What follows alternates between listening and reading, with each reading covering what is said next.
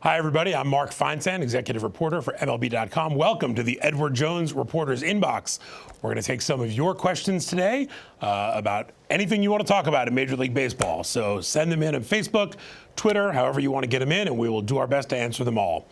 Let's start out with question number one. Which team should be more concerned about their slow start, the Red Sox or the Yankees? They should both be a little bit concerned the way the Rays are playing. I don't know that Tampa Bay is ready to let either of them back into the race the way they're going. I would probably say the Red Sox have more reason to be concerned because their slow start is due to underperformance. Some people talk about the World Series hangover, all the innings their starters pitched last year. Obviously coming in right now, Nathan Eovaldi with an 8.40 ERA, Chris Sale with a 9, Rick Porcello with an 11.12. Their starting pitching, you have to assume, is going to get better, but you wonder how much fatigue is an issue after pitching an extra month last year. They went easy on them in spring training this year to avoid them getting tired too soon. So it's almost like they're sacrificing April with the hope of keeping an eye on October. But of course, you have to get there. From the Yankees standpoint, I think right now you can chalk up their 6-9 start to injuries. They've got a dozen players on the disabled list, the injured list, including 5 members of their everyday lineup. When you take Giancarlo Stanton and Gary Sanchez and Aaron Hicks and all these guys out of the lineup, it's going to be hard to replace them all. The Yankees are deep enough they can withstand 1 or 2 of those guys being out. We didn't even mention Didi Gregorius, who's out for at least the first half of the year, but that they knew coming in, so they weren't going to. That's not affecting how they started this year. But then his replacement, Troy Tulowitzki, he's on the DL. So the Yankees, I think, have a mindset of once they get healthy, they should be able to get back to their winning ways. Of course, I think there are some concerns there as well. Luis Severino out probably until July. Dylan Betances out probably until June. So you're talking about your ace and your 8th inning guy. So it'll be interesting to see how they can make up for some of those injuries when some of these other guys like Stanton and Sanchez can get back into the lineup. If they can get them back by the end of the month or first week of May, that would go a long way in helping them try to make up for some of the other problems they have.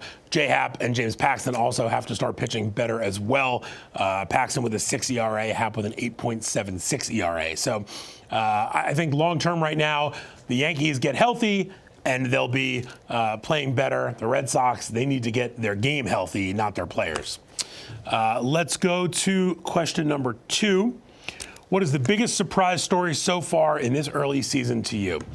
Let's take this from a couple angles. On the positive side, I think the Padres at 11-6 are a great story. The Mariners at 13-5, obviously a great story. Little luster off of that this weekend with the sweep against the Astros. They were 13-2. They went and got beat 3 straight by Houston, and now all of a sudden they're tied in the loss column. So the Mariners are going to have to prove themselves. And the Mariners actually have an interesting schedule ahead of them. The next 6 or 7 weeks, the only teams that are currently under 500 that they have on their schedule are the Yankees, the Red Sox, and the Cubs.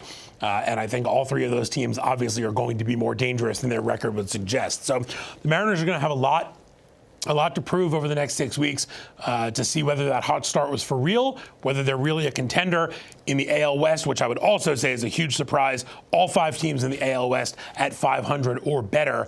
That was a division most people looked at as pretty top-heavy with the Astros and maybe the A's, and didn't really look at the Angels, the Mariners, or the Rangers as threats. And yet here we are a few weeks into the season, and they're all at 500 or better. On the flip side, we mentioned the Red Sox, the Cubs, and the Yankees. Sox are 6-10, Cubs are 5-9, Yankees are 6-9. All 3 of those, I think, are surprising in the fact that these are supposed to be 3 of the top contenders in the league. Slow starts, I think at this point it's still just a slow start, but obviously they have some work to do to climb out of those holes and get themselves back to the kind of baseball they expect to play. The Rockies, another team I would throw in there at 4-12. That's a big hole to climb out of, and I know they were in a spot last year in midseason where they had to do such a thing. But you don't want to get that deficit too big. You don't want to get too many games under 500 because you figure you need 90 wins to get to the postseason. So that's 86 wins still to go for the Rockies if they want to get there. Let's see. Question number 3. Who is the first big name to be traded from the Tigers? Nick Castellanos, Shane Green, or maybe even Jordan Zimmerman. I'm going to take Zimmerman out of the equation. I think there's just too much money owed to him. The Tigers would have to eat a lot of that contract to move him, and I don't see that happening unless a team gets really desperate for pitching and is willing to take on some of that money. So I think let's knock Zimmerman out. Green, I think certainly, relievers get moved all the time at the deadline. We've seen it every year, 5, 6, 7, 8 guys changing teams in that last week of July. So the chances of Green getting moved are pretty good, but I would say Castellanos is probably top on that list. He's entering his free agent, or he's in his free agent year. So the Tigers know either they're going to try to extend him or they've tried to extend him. Everybody else is getting extended already. So if they don't think they're going to be able to sign him, then they're going to want to get something for him. So I would probably put him at the top of that list. Question number 4. What are the rumors around Dallas Keuchel and Craig Kimbrell, if there are any? There aren't any right now. It seems pretty status quo. Both guys are still looking for pretty sizable contracts, maybe not what they were looking for at the beginning of the offseason. We've heard rumors lately that Kimbrell's looking for a deal in that sort of Wade Davis mode, 3 years, $17, $18 million. No teams seem to be in the mix there. When the Brewers lost Corey Knebel, you thought, that's going to be the guy. That's going to be the team that goes after Kimbrell. But they seem to be content with what they have right now, at least on the price tags that Kimbrell's looking for. Keuchel, everybody thought the Yankees were going to be in the mix when Severino got hurt, and it was, came out that he was going to be out for a couple of months. But, they'd have to give up a high draft pick, some international bonus money. They'd get taxed a lot on that contract, whatever he signs. So I don't think that's a fit either. I think those guys will end up somewhere, but they might have to wait until after the draft, where the draft pick compensation is no longer an issue, to find their new homes. Question number 5. What is more important for a positive turnaround for the Cubs? Better bullpen pitching or the Bryant and Rizzo bats coming alive? Well, I think they're both important, obviously. The Cubs have enough offensive players to make up for Bryant and Rizzo going through some slow spells. You can't get over a bad bullpen. A bad bullpen just takes a game that you're in line to win and just blows it up. They also need some better pitching from those 3 guys at the bottom of their rotation.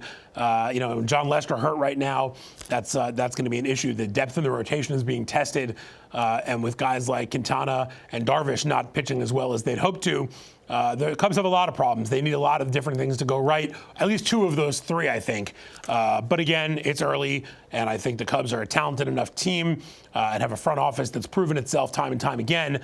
There's plenty of time for the Cubs to turn things around, but they should probably start trying to do that sooner rather than later.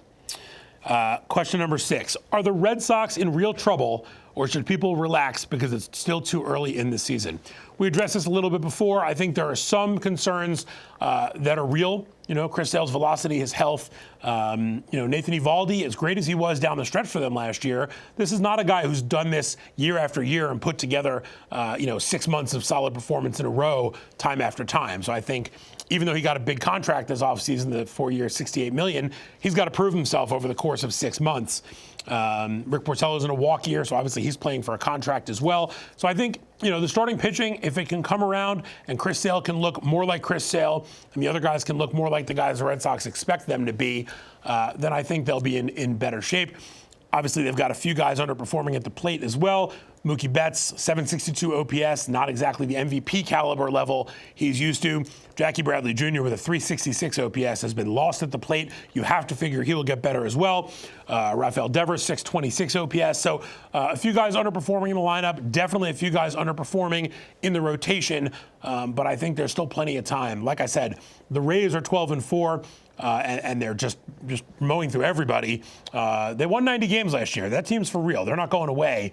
But I don't think they're going to be playing at a 750 clip the rest of the season either. So, they'll come back to the pack a little bit, but it's up to the Red Sox and Yankees to try to surge ahead and, make this a race as we get into May and into June. Next question, any possibility of the DH coming to the NL before CBA talks? We keep hearing about this. I don't believe it's going to happen before the CBA is up and the new CBA talks, but there's certainly a lot of support for it. Personally, I would love to see the DH everywhere. I know the Bartolo Colon home run is the one everybody brings up as what a magical moment it was. It's like one moment in the last 30 years that anybody cares about from a pitcher at the plate. We've seen pitchers get hurt. John Lester got hurt running the bases. I remember from my days covering the Yankees, Chin-Ming Wong's career basically got derailed running the bases. Nobody comes to the ballpark to watch pitchers hit. And those pitchers who can hit, the Zach Greinke's, the Bumgarners, you can still use them as pinch hitters. Use them as DH one day if you want. But I just think putting a DH in there will be more entertaining, and it also level things out so that now that we have interleague play, every day of the season, you won't find situations where American League teams are going to play at a National League ballpark in September during a pennant race, and all of a sudden, the Red Sox are in a National League park and they're without JD Martinez for 3 or 4 days. So I'd like to see the whole league adapt one rule as far as the designated hitter goes. I just think it would be better for the whole league. Last question here. Do you think the Twins are contenders this year? I'm going to pat myself on the back a little bit here. I picked the Twins to win the Central. Obviously, there's a long way to go. But I really loved what they did a couple years ago. They had their breakout year. They got to the wild card game. I thought they were going to take another step forward last year. They obviously took a big step backwards. But the core of that team is still there. I think Nelson Cruz was a terrific addition for them in the offseason. Veteran guy. Obviously doesn't get rattled by anything. And he's a guy that players can really come around and sort of follow their lead. And I love the Nelson Cruz addition. So I think as their young players get another year of experience, they're only going to keep getting better. And I do like the Twins this year to ultimately win the AL Central, although they've still got another 5.5 months to prove me right or prove me wrong. That'll do it. Thank you for watching the Edward Jones Reporters Inbox. I'm Mark Feinsand of MLB.com. We'll see you next time.